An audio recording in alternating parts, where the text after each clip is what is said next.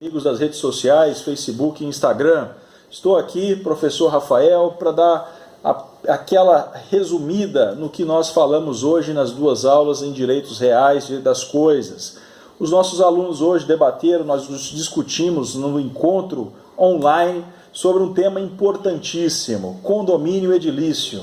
Eu vou destacar dois pontos, eu acho que cruciais e atuais desse tema. Dentro do condomínio edilício, nós falamos das mudanças do Código Civil trazidas pela Lei 13.465 de 2017. Trata-se do Instituto do Condomínio em Lotes, definido pela doutrina em condomínios sem edificações, ou seja, condomínios em imóveis a serem construídos, em lotes, ou seja, imóveis a serem construídos.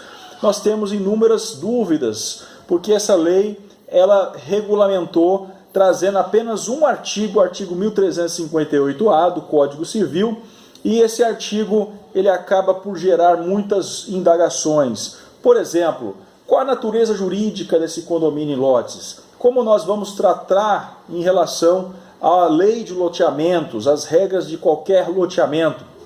Como nós inseriremos a natureza jurídica do condomínio em lotes? É preciso então trazer a informação de que o Código Civil, nessa Lei 13.465, trouxe o condomínio em lotes como uma subespécie de condomínio edilício.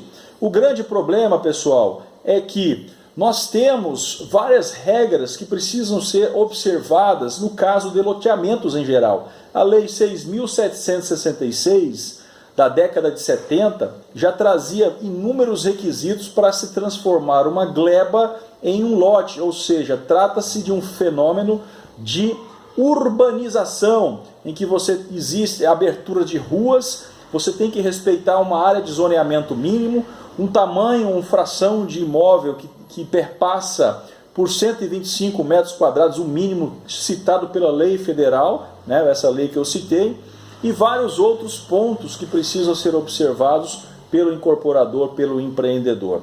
Bom, nós temos uma dificuldade, porque essa lei nova 13.465, ela não esclarece se nós deveríamos observar justamente aquilo que consta dessa lei já antiga da década de 60.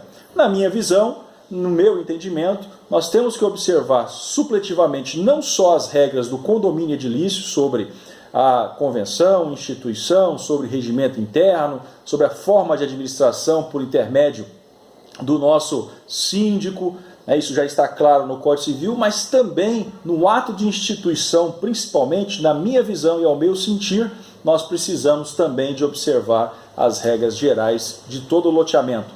Veja que o tema não é simples, porque quando eu falo em condomínio em lotes, eu estou ali me debruçando sobre um instituto tipicamente de direito privado que envolve propriedades de particulares. Então o condomínio em lotes é uma propriedade particular, nós não podemos esquecer disso. Enquanto que o loteamento ele tem uma carga de direito urbanístico, portanto uma carga pública muito intensa, muito estratificada. Então nós precisamos de compatibilizar esses dois regimes jurídicos para evitar que os condomínios em lotes virem verdadeiros guetos, com áreas que não são determinadas, prejudicando a mobilidade urbana. Isso é uma preocupação porque esses tipos de condomínios eles cresceram muito no Brasil em razão da explosão da criminalidade. As pessoas fazem opções por permanecerem em condomínios fechados, como se diz aí na boca do pessoal, mas para nós é condomínio em lotes ou condomínio edilícios,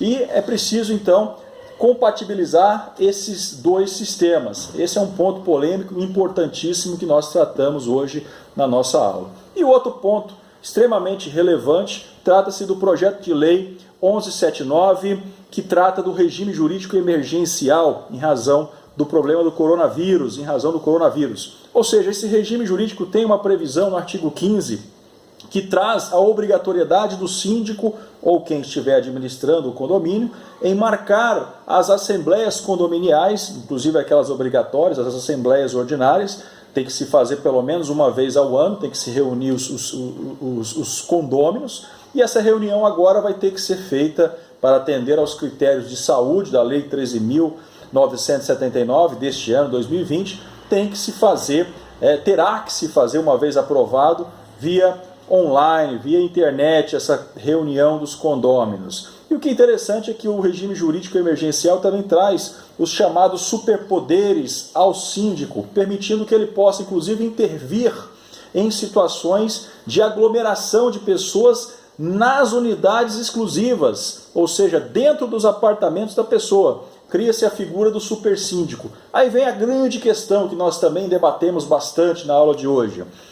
Essa norma, se aprovada, será uma norma tida como constitucional? Será que o síndico tem esse superpoder? Ele pode, sim, dentro da unidade condominial, evitar, buscar uma solução, né, para atender a não aglomeração de pessoas nessa época de pandemia?